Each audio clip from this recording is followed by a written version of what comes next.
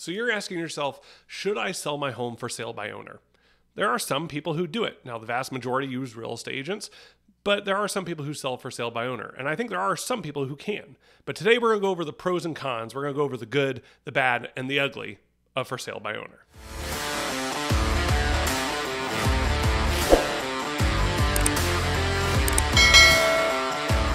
What's up, guys? So today we're talking through the pros and cons of for sale by owner, or as we call it in real estate, FSBO.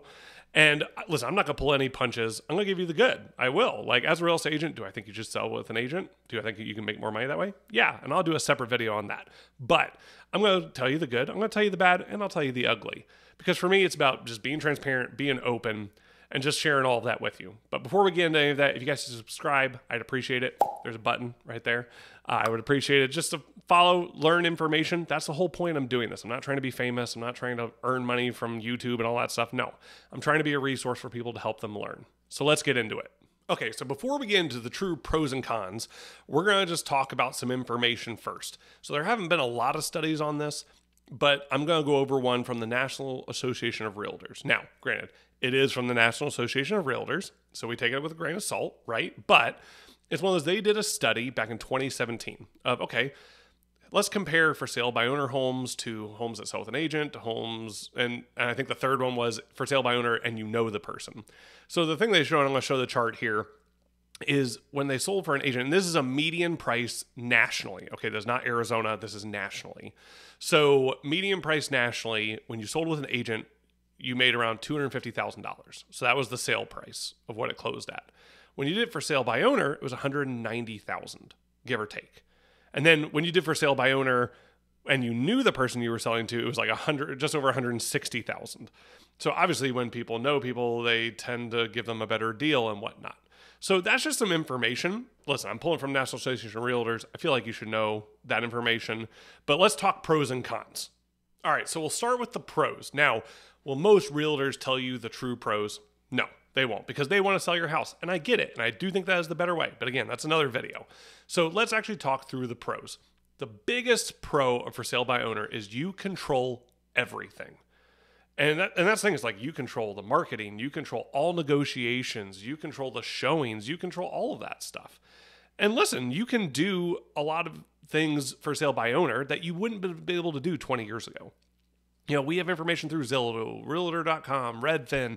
There's tons of places that give you information so that way you can know that. Now, is all the information on Zillow and those sites totally correct? Not necessarily. They use algorithms that kind of predict some of that stuff. So it may give you somewhat of a ballpark, but may not be exact numbers. But you have more information than 20 years ago when people tried to do this. So you do have a lot of that information in your neighborhood and in the area that you can compare to.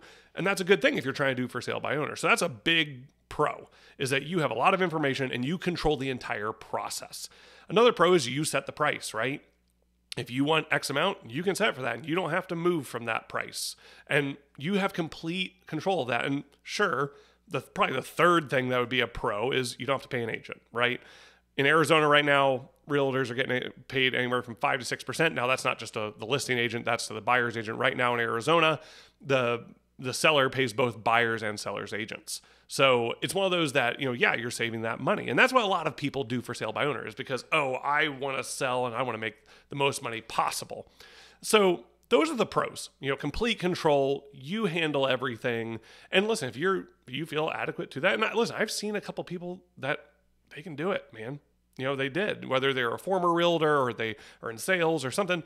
Sure. Especially like when we saw a market in 2021, people sold for sale by owner. Now we'll talk about a little bit about that later, but it is possible. And there are some good pros to it to where it's like, hey, I might be able to make a good decision with that. So let's talk about the cons. All right. So let's talk cons now. So the first con and the biggest one is, do you have time?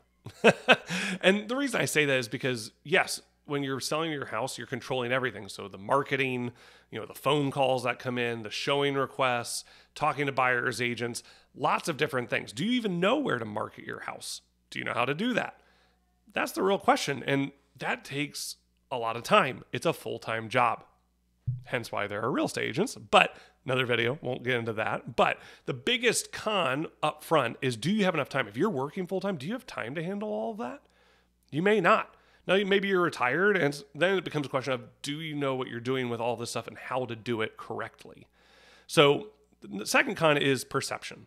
So one of the issues that people have when they try to do for sale by owner is when you do for sale by owner, tons of investors are going to barrage you with calls.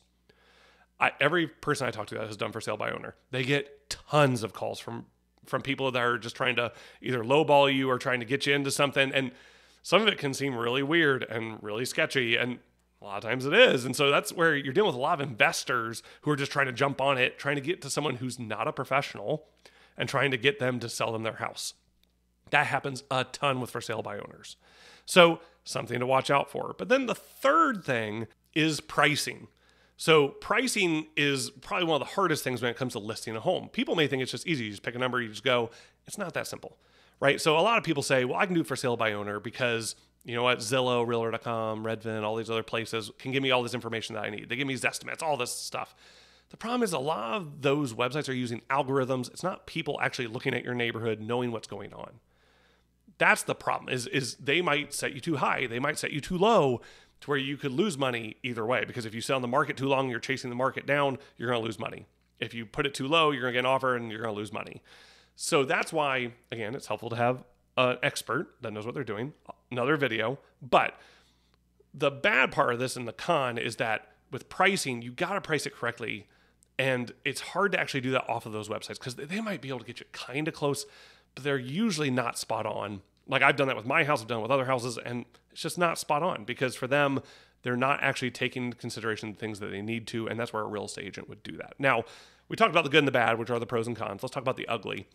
And it's very minute that it happens. It doesn't happen that often. It's rare, but it has happened where people have investors or other buyers come in and they agree to terms that they don't totally understand what they mean, and they get trapped and they lose money because of whatever they signed and they didn't have a representative to represent them. So it's one of those, it does happen. Again, it doesn't happen very often, but I would hate for that to happen to anyone.